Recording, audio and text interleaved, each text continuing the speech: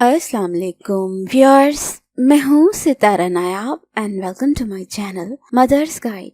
आज का टॉपिक बहुत इंटरेस्टिंग है और मुख्तलिफ लोगों के दिल में ये क्वेश्चन होता है कि क्या कोई ऐसा तरीका है जिससे हम बेबी बॉय या बेबी गर्ल पैदा कर सकें। तो पहले एज ए मुस्लिम तो हमें हर चीज के ऊपर शुक्र अदा करना चाहिए। वीडियो के ऊपर क्रिटिक्स कमेंट्स देने से पहले आप लोग मेरी कॉन्सेप्ट को समझिए कि मैं इस चीज को प्रमोट नहीं करती कि आप लोग बेटा पैदा करें या बेटी पैदा करें। मैं एज ए मुस्लिम आपको ये कहती हूँ कि हर नेमत पे शुक्र अदा करें, क्योंकि लाखों औरतें ऐसी हैं जिनके घर औलाद होती नहीं। इसलिए अगर बेबी गर्ल पैदा हो तो भी अल्लाह का शुक्र अदा करें, और अगर बेबी बॉय पैदा हो तो भी अल्लाह का शुक्र अदा करें। लेकिन आजकल की साइंस की स्टडीज से कुछ ऐसे कॉन्सेप्ट्स या थ्योरीज मौजूद हैं जिनके जरिए हम कोशिश कर सकते हैं कि बेबी बॉय पैदा हो या बेबी गर्ल पैदा हो। सबसे पहले जो चीज इसमें काउंट होती है वो है सिलेक्टिव डाइट, यानी कि चुनी हुई ग़िज़ा। आमतौर पे ये कॉन्सेप्ट दिया जाता है कि जो फीमेल्स अच्छी कैलोरीज लेती हैं उनके घर बेबी बॉय पैदा होता है। लेकिन इस बात का कतन ये मतलब नहीं है कि आप लोग बहुत ज्यादा मिकदार में खाने लग जाएं। सिलेक्टिव चीजें जिनमें अच्छे न्यूट्रिएंट्स होते हैं वो लेनी चाहिए। और जो दूसरी लेटेस्ट थ्योरी है वो ये कहती है कि जिस ग़िज़ा में सोडियम और पोटेशियम की मिकदार ज्यादा होती है उसको आप अपनी ग़िज़ा में ऐड करें,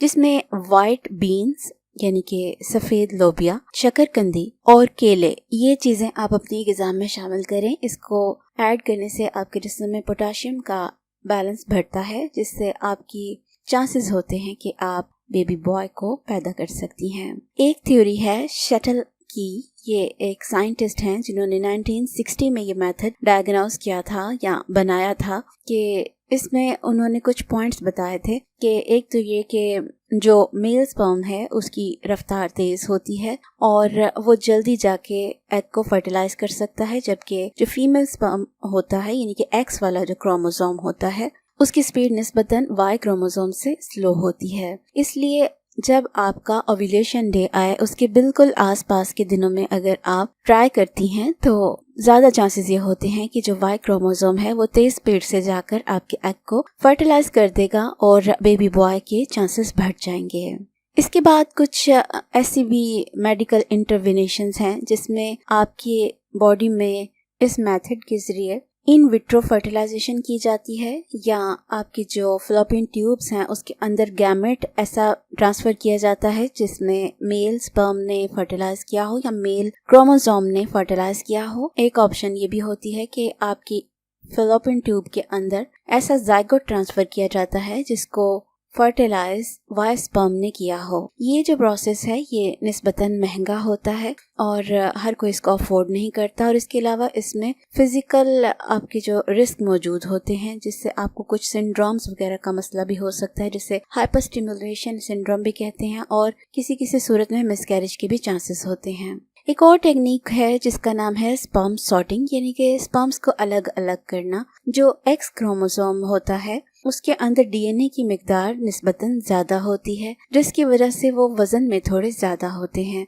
इसलिए जब अगर आप स्पर्म्स को अलग करना चाहें तो जो ऊपर ऊपर फ्लोट करते हैं वो वाई स्पर्म्स होते हैं, और जो बैठ जाते हैं वो एक्स क्रोमोसोम्स वाले स्पर्म्स होते हैं। तो इस तरीके से अगर उनको अलग कर लिया जाए तो फिर उन वाई स्पर्म्स को यूज करके आपको बॉय के साथ प्रेग्नेंट किया जा सकता है। एक मेथड होता है द वेलान मेथड। वेलान भी एक साइंटिस्ट था जिसने एक जेंडर प्रेडिक्शन के लिए मेथड बताया था, या जेंडर को अपनी मर्जी से बनाने के लिए मेथड बताया था। उसमें जो उसकी थ्योरी है वो निस्बतन उल्टी है शटल के हिसाब से। उसमें उसने ये बताया है कि अगर आपको बेबी बॉय चाहिए तो आपको ओव्यूलेशन से 5 से 6 दिन पहले आपको कोशिश करनी चाहिए, और गर्ल के लिए आपको 3 से 4 दिन पहले, या कम से कम 2 से 3 दिन पहले।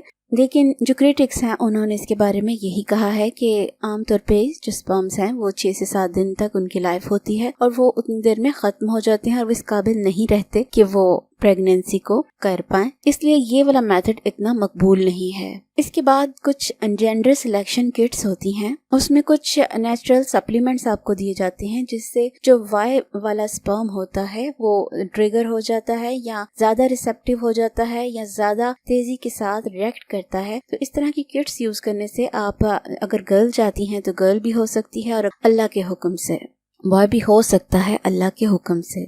इसके बाद एक चीज होती है सेक्सुअल पोजीशन। तो चूंकि अगर आप चाहती हैं कि वाई स्पर्म फर्टिलाइज करे तो फिर आपको डीप पेनिट्रेशन की जरूरत होती है, यानी कि जितना मेल पार्टनर आपके ज्यादा करीब आकर ये काम करेगा उतने ज्यादा चांसेस होते हैं कि वाई स्पर्म तेजी से जाकर एग को फर्टिलाइज कर दे। उसके लिए डिफरेंट पोजीशंस मौजूद हैं, जिसमें खड़े होने वाला या डॉगी स्टाइल मशहूर है।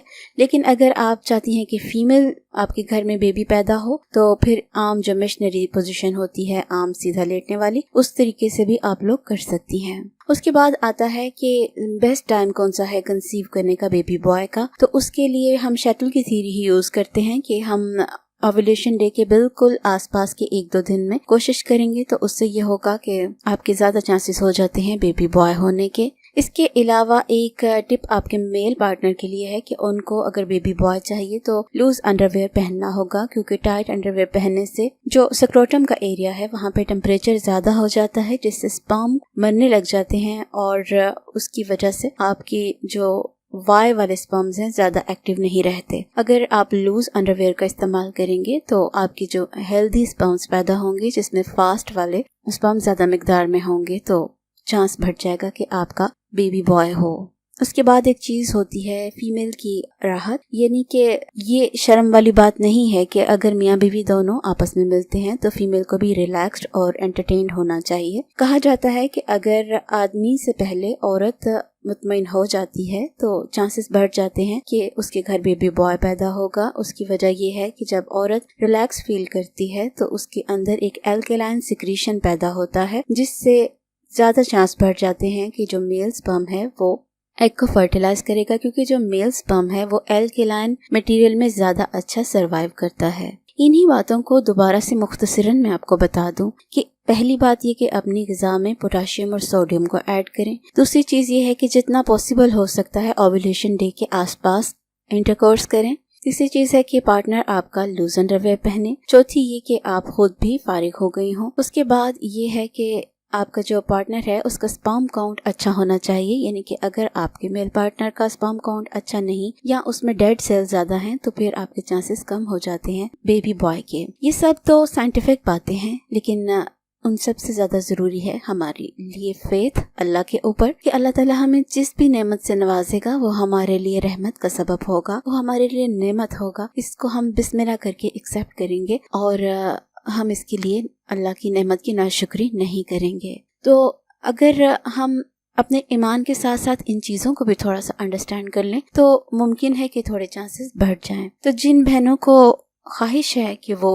बेटे को पैदा करें तो वो इन टिप्स को ज़रूर आजमाएं, और अगर किसी को ये टिप्स आजमा कर फायदा हो तो हमसे ज़रूर शेयर करें ताकि दूसरी फीमेल्स भी इससे मदद ले सकें। और अगर आपको ये वीडियो अच्छी लगी हो तो इसको उन फीमेल्स के साथ ज़रूर शेयर करें जो इस कोशिश में हैं, जिनके घर बेटा नहीं है या वो इस कोशिश में है कि उनके घर बेटा हो। और इसी वीडियो को अगर हम उल्टा करके देखें तो आप बेबी गर्ल भी इसी तरीके से पैदा कर सकती हैं। जो चीज़ें बेबी बॉय के लिए करनी चाहिए वो अगर आप नहीं करेंगी तो ऑब्वियसली बेबी गर्ल होगी। तो दोनों तरह से ये वीडियो वैलिड है। वीडियो के बारे में अपने कमेंट्स ज़रूर दीजिए और अपना बहुत सा ख्याल रखिए। Take care. अल्लाह हाफिज।